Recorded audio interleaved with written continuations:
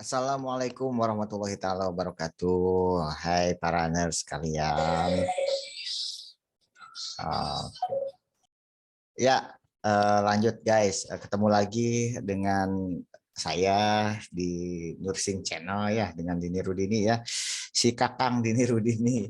Ketemu, kita akan membahas sekarang tentang bagaimana kisi-kisi soal nurse. Oke. Buat D3, buat kebidanan tunggu aja. Tunggu video selanjutnya. Sabar ya, kita yang nurse dulu. Jadi di kesempatan kali ini kita akan bahas bagaimana atau soal apa saja yang keluar di nurse, bagaimana proporsinya. Oke, check this out guys. Bagaimana sih sebenarnya soal nurse itu yang keluar apa saja, kemudian berapa soal KMB berapa soal, di KMB itu materinya apa saja. Nah, di sini kita terangkan, oke? Tapi sebelumnya guys, tidak lupa ngingetin terus-terus sebelum itu silahkan klik untuk berlangganan itu subscribe ya, di subscribe, kemudian tekan tombol lonceng biar tahu gitu apa saja update terbaru dari kita. Plus apa namanya, di komen-komen ya kalau ada pesanan. Oke, yuk. Oke, ini dia guys untuk kisi-kisi atau blueprint soal kerangka acuan dasar untuk penyusunan soal UKOM yang nurse. Oke, ini yang jadi kerangka acuannya. Jadi D3 nurse sama juga sih di sini. D3 cuman bedanya yang D3 di apa namanya, proporsinya agak beda. Nanti kita jelasin yang untuk D3 seperti apa. Oke, di sini ada 7 tinjauan penilaian, guys. Kita besarkan ya. Ada 7 katanya tuh di sini. Ada 7 tinjauan penilaian. Apa saja 7 tinjauan penilaian ini katanya, kita lihat drawingnya.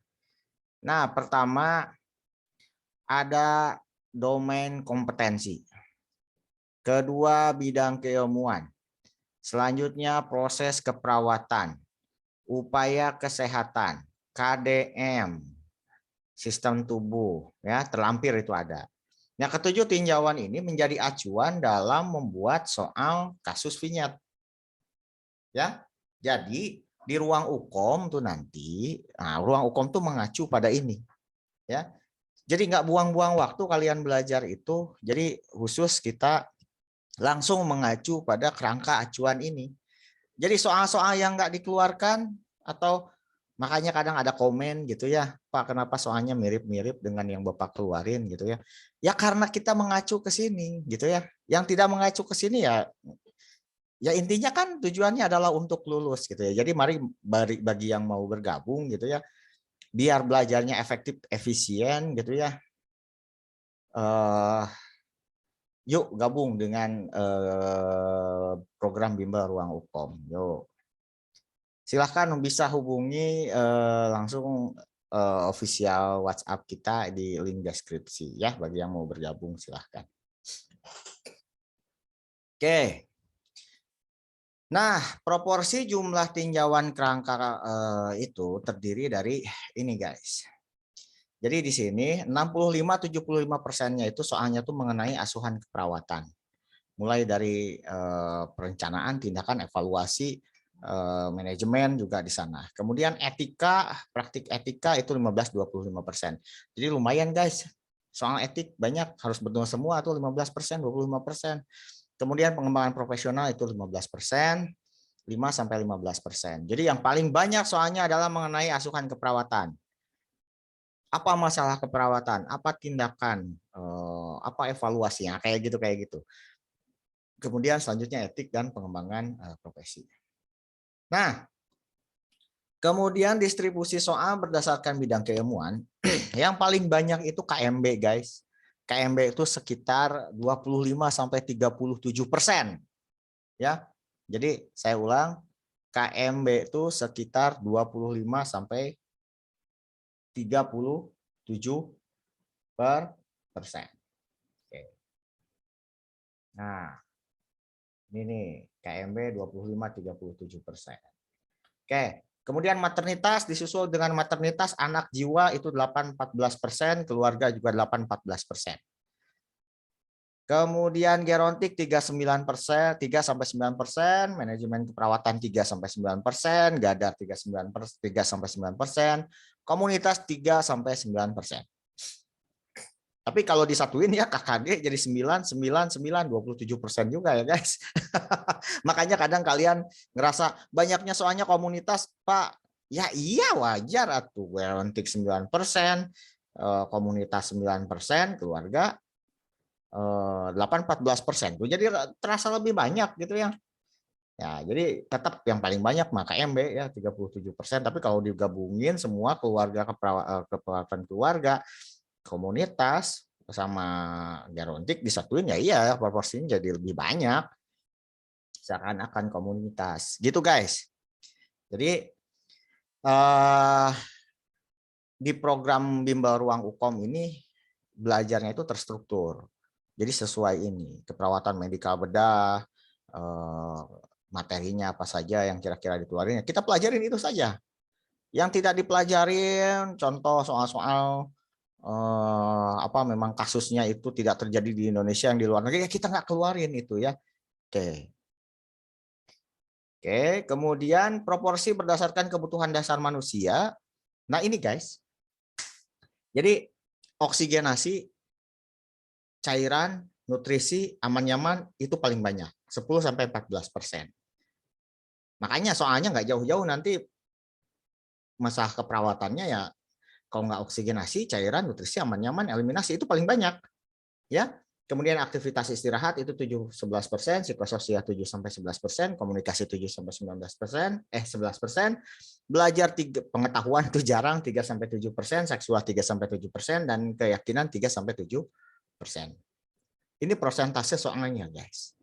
Oke, jadi di ruang Ukom kita belajar menyusun strategi juga di sini untuk apa yang dipelajari. Jadi efektif belajar tuh gitu ya. Oke, jadi silahkan gabung, yuk gabung. Nah, contoh. Bagaimana memaknai tabel 1 dan tabel 2 ini? Nah, memaknai antara tabel ini dan tabel bawah. Contoh. Kalau soal KMB yang digunakan itu satu paketnya 180, ada satu paket soal itu 180 soal. Maka KMB itu memiliki porsi 25-37%-nya. Nah, gitu kan tadi katanya. Kalau asumsi paketnya itu 28% soal KMB, maka soal KMB itu 50 soal, guys. Nah, dari 50 soal KMB ini tentang oksigenasinya kan oksigenasi 10-14%. Jadi tentang oksigenasi itu yang keluar 5-7 soal. Kayak gitu, guys. Ya. Nah, gini. Jadi ya kita sudah menghitung menyiapkan kalian belajar di ruang Ukom tuh ya seperti ini. Ya. Dipaketkan seperti ini apa namanya disusun memang ya sesuai gitu ya, sesuai dengan panduan, kan ini panduan langsung dari pusat gitu ya. Jadi kita mau sesuai dengan kaidah yang diajarkan ini, sesuai dengan kaidah yang diberikan panduannya oleh pusat langsung dari Dikti gitu ya. Selain 3 tinjauan yang telah dijelaskan di atas, ada 4 tinjauan lain yang akan diintegrasikan dalam soal. Contoh pengetahuan, kognitif, prosedural, dan afektif. Soal-soal yang keluar di Ukom itu jarang soal-soal yang hanya recalling aja. C1 itu jarang. Lebih di pengaplikasian C3 ke atas ya. Maka nggak ada soal ingatan murni, nggak ada recalling aja. Misalkan, apakah pengertian dari ini? Nggak akan. Gitu ya. Semua soalnya bersifat aplikatif ya. Dengan mengintegrasikan data dari VINYA tadi yang ada di soal ya. Kemudian semua prosedural adalah soal terkait kasus hitung-menghitung dengan rumus seperti tetesan infus pasti muncul, DCS pasti muncul, tingkat ketergantungan pasti muncul ya. serta soal terkait prosedur tindakan keperawatan, terutama oksigenasi muncul tuh. Nebu muncul, NGT muncul, kateter muncul. Jadi apa yang dipelajari di bimbel ruang UKOM ini, ya makanya wajar komen-komen yang sudah ikut mah, aduh Pak, TO-nya mirip-mirip Pak. Nah, apa yang sudah kita pelajari mirip-mirip Pak. Alhamdulillah. Ya, kenapa seperti itu? Ya karena kita sesuai dengan panduan, guys. Itu ya. Oke. Kalau soal afektifnya berkisar pada pengetahuan afektif atau sikapnya. Jadi apa contoh soalnya itu gini. Apa respon perawat? Nah, kayak gitu ya. Kayak gitu contohnya untuk afektif. Kemudian tinjauan lain itu proses mulai dari pengkajian, diagnosa, perencanaan, implementasi, dan evaluasi. Kalau upaya kesehatan, promotif, preventif, kuratif, rehabilitatif itu banyak di komunitas, dan sistem tubuh dan kesehatan. Nah, sesuai dengan di pernapasan, kardio, dan lain sebagainya. Nah, kita tuh belajar terintegrasi, terstruktur di sini. Gitu ya. Per sistem kita pelajari, tapi yang keluar saja di kisi-kisi ini. Jadi kita belajar sesuai kisi-kisi, oke? Nah, itu solusi dari kita untuk kalian menghadapi UKOM, gitu ya. Nah sekarang lanjut kita pelajari tentang apa namanya, guys, lingkup sub bidang keilmuan. Untuk keperawatan gawat darurat yang dipelajari itu konsep pertama subtopiknya adalah konsep keperawatan gawat darurat bencana. Jadi karakteristik harus tahu tuh karakteristik kegawat daruratan dan bencana. Kemudian prinsip umumnya harus tahu, aspek legal etik harus tahu, end of life issue di keperawatan darurat juga itu harus tahu. Nah itu di bimbel ruang UKOM kita pelajari satu-satu sesuai dengan kisi-kisi ini. Kemudian tentang askep gawat darurat. Nah, prinsip pendokumentasian dalam askep gawat darurat, kondisi gawat darurat bencana itu harus tahu. Askep dadar bencana itu seperti apa? Itu kita pelajari bareng gitu ya, dipelajari satu-satu itu di kita ya. Kemudian di pengkajian, initial assessment-nya di primary survey, secondary survey itu apa yang keluar, secondary survey gimana yang keluar. Hanya di kita lah kayaknya ya mempelajari ini semua ya. Kemudian triase, prinsip triase, emergency triase, disaster triase itu muncul. BHD, RJP dewasa, anak bayi muncul. Airway breathing management dengan bantuan, tanpa bantuan, contoh dengan OPA, NPA, kapan OPA, kapan NPA, kemudian suction, kapan BVM, gitu kan, breathing management, kapan pasang ETT. Nah kayak gitu, itu kita pelajari itu beserta udah mah dipelajari materinya, dikasih soal contohnya lagi, sok gimana nggak lengkap, murah lagi 100.000, yuk makanya gabung silahkan, nggak mahal-mahal. Kemudian kegawat daruratan shock resusitasi cairan, nah itu kita pelajari gimana tanda shock di pengkajian, data-data fokus, data inti tanda shock apa, masalah keperawatan shock apa, tindakan yang harus dilakukan, evaluasi itu muncul gitu ya. Kemudian stabilisasi evakuasi transportasi, ini soal KGD ya. Prinsip mekanisme cedera, akselerasi, deselerasi ya kita bahas. Kemudian manajemen cedera yang multi trauma gitu ya. Seperti apa? Prinsip stabilisasi kegawatan darurat, gawat darurat, evakuasi, emergency, non emergency, kapan pakai long spin board, kapan pakai stretch. Nah, itu kita pelajari semua. Kemudian transportasi kegawat daruratan. Oke, kita pelajari juga. Kemudian kalau yang non trauma di KGD itu stroke, penurunan kesadaran, kejang muncul, status asmatikus, gagal napas muncul, SKA muncul, shock kardiogenik muncul, EKG muncul, mana shockable unshockable muncul keluarnya, BHD sama BHL, gitu, bantuan hidup lanjut muncul yang di defib itu, GEA gitu ya, gastroenteritis gitu ya, diare muncul, dehidrasi shock hipovolemik muncul itu, Itu kita pelajari semuanya, guys. Kemudian di urinary, kolik abdomen, kolik renal, ini masalah keperawatan biasanya nyeri yang dikeluarkan. Hipoglisemi, DKA, HHNC, thyroid storm, krisis adrenal, ini kita pelajari semua di ruang UKOM, guys. Ini kayaknya nggak ada yang kita pelajari. Glaukoma, kemudian keracunan, bisa sengatan binatang itu muncul. Kalau trauma kepala, trauma spinal, TIK, kemudian pneumotorak, flail chest, tamponade jantung, trauma abdomen, trauma pelvis, strain sprain, dislokasi, fraktur kompartemen sindrom, tandanya apa yang harus dilakukan, itu semua kita pelajari semua. Kemudian luka bakar, apalagi trauma kehamilan juga muncul. Nah, itu dia di KGD. Nah, sekarang yang di KMB. Kalau di KMB yang munculnya, nah, di sistem pernapasan. Jadi dipelajari juga di ruang UKOM tuh per bagian ilmu, per sistem lagi yang dipelajari di ruang UKOM sesuai dengan panduan, gitu ya.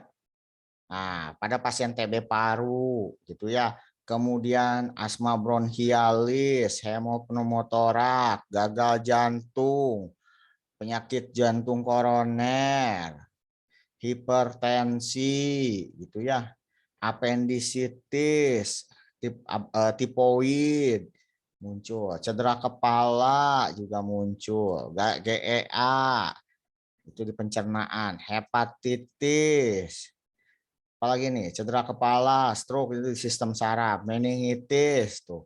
Ini materi-materi yang bakal diujikan, guys. Ya. Kemudian di persepsi sensori, katarak, otitis media. Kemudian di endokrin itu tentang DM, hipotiroid, hipertiroid. Nah, ini sub-subnya ini, masalah keperawatan, tanda gejala, tes diagnostik. Nah, ini kayak gini.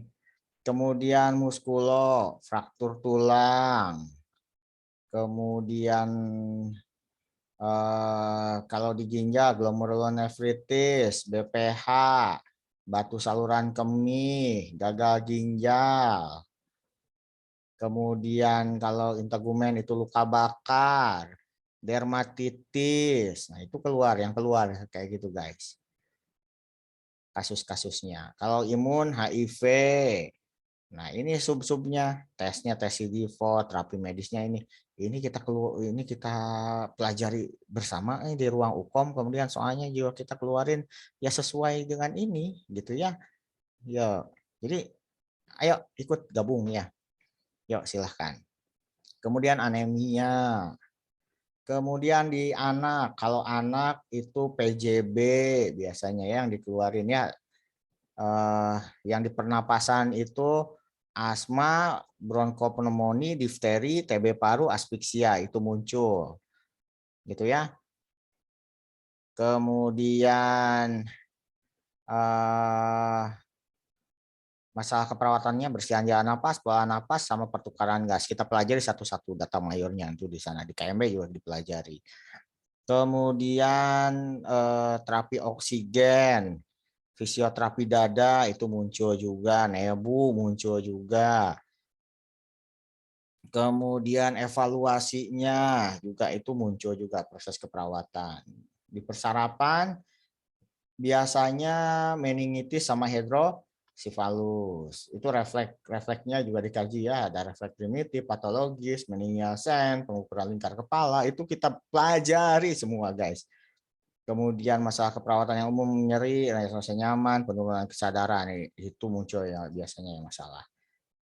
Di kita mah ada sok, makanya kenapa orang ini ya bilang mirip gitu ya, ya karena sesuai ya dengan ini gitu ya. Ini semua yang kita pelajari semua nanti di bimbel ruang UKOM ya.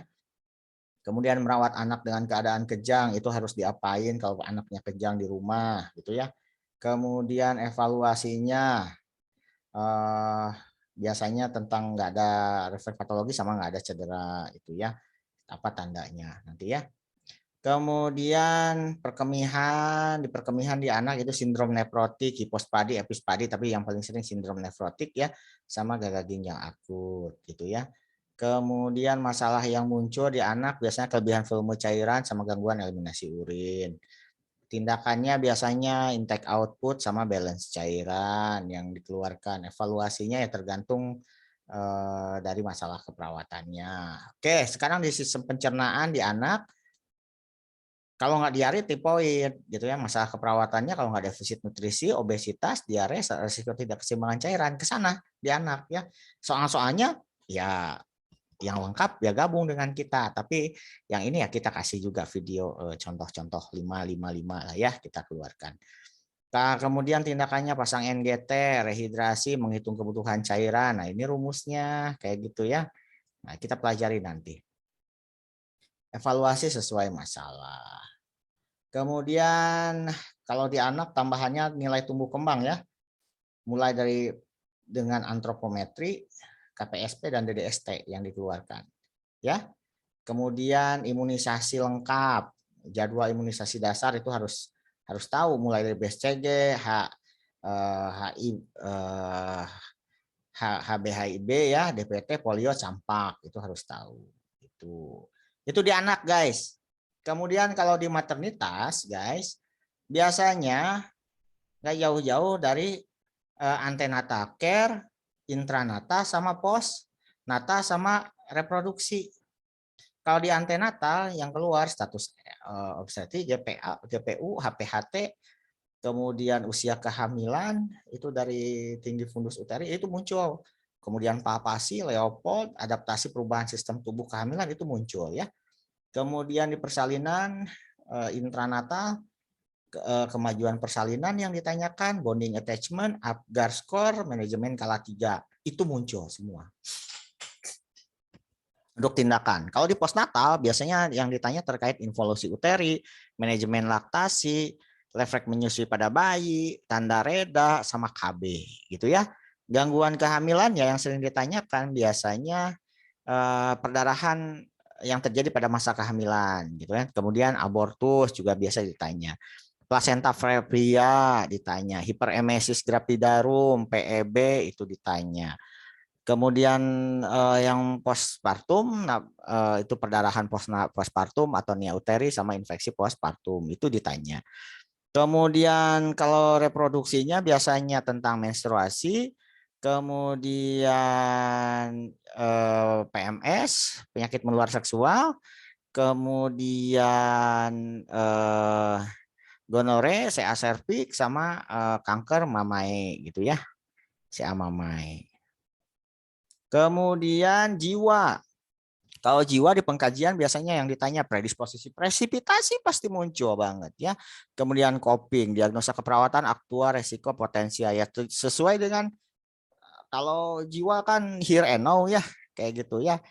Nah, itu data-data yang di jiwa kita pelajari satu-satu per diagnosa. Banyaknya jiwa di kita mah betul semua ya. Karena enak ininya ngerjainnya. Misalnya gimana kata kuncinya belajar dengan kita gitu ya di ruang UKOM. Kemudian komunikasi terapeutik itu muncul. Kemudian masalah keperawatannya, kecemasan, gangguan konsep diri, kemudian proses berduka, kehilangan, harga diri rendah, ISOS, waham, halu, kemudian askepnya juga dengan kesana ya, RBD itu muncul. Kemudian terapi kemudian amuk pasiennya juga muncul. Terapi modalitasnya TAK, terapi individu. Ya TAK-nya TAK sosialisasi, TAK orientasi realitas, stimulasi sensori sama TAK stimulasi persepsi ini muncul semua di jiwa ya. Oke. Itu jiwa guys. Nah, sekarang komunitas. Kalau komunitas terkait hipertensi, rematik, stroke, ya tindakannya apa? Promotif, preventif, kuratif, rehabilitatif gitu ya.